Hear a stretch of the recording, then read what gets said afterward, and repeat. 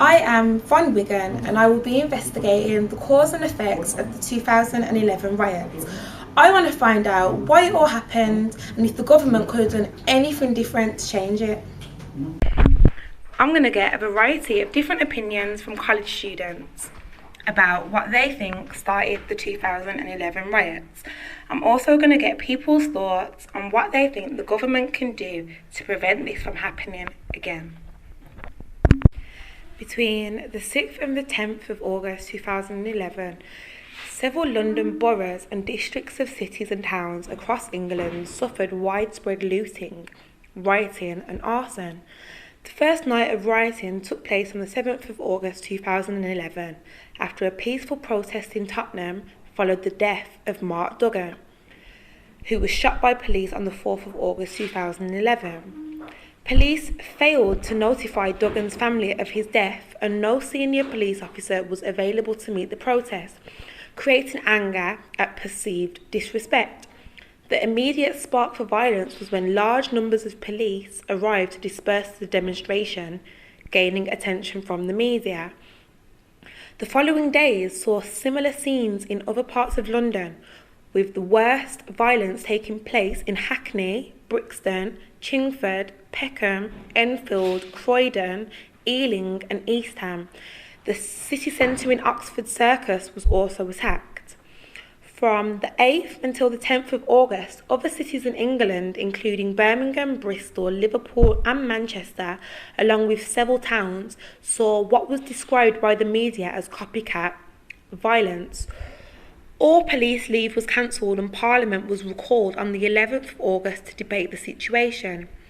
As of 15th of August, about 3,100 people had been arrested, of whom more than 1,000 had been charged.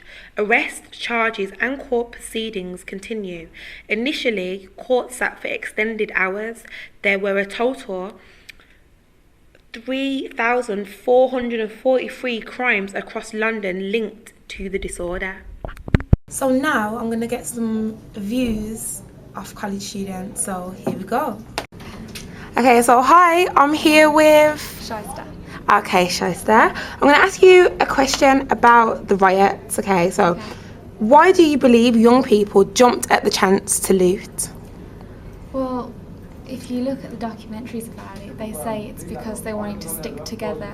For me, I think that they wanted a tracksuit in JD or something. Yeah. Or they wanted a new phone and they saw the police were in a vulnerable position. Mm-hmm. And they thought, well, now's my chance to get it for free. Yeah, why not? I think that's what it was. I really don't think it was about sticking together and teaching the police a lesson. I think 90% of it was them just wanting stuff. Yeah. And thought this was the best time to do it, Yeah. to get it for free. Why pay hundreds of pounds when the police are vulnerable and we can get it for free? And someone else's view we have for you is... So I am here with Natasha Lewis. Natasha, nice to meet you. That way. So, my question to you is, who do you think was responsible for the 2011 riots? I think it was mainly to do with the youths. I mean, there's a lot of rival gangs within Birmingham, on the two sides, Handsworth, as you know, in Newtown. Yeah. And basically, you know, at the same time, there's jobs that are not there. The youths, they get bored. Very. You know, certain things that are going on in the news and going on with the government. Yeah. The youths and other people also do not agree with.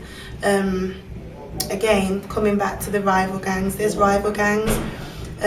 When certain things kick off, it's a thing where somebody ends up getting injured or killed. Yeah.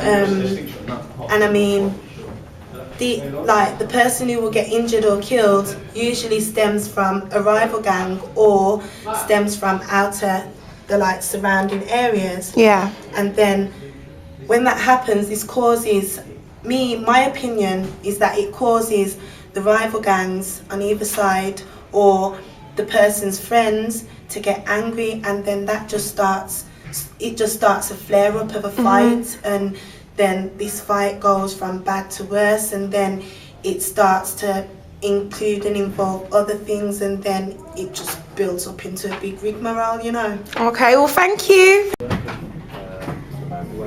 And last but not least, we have... I'm here with... Andre. Okay, Andre.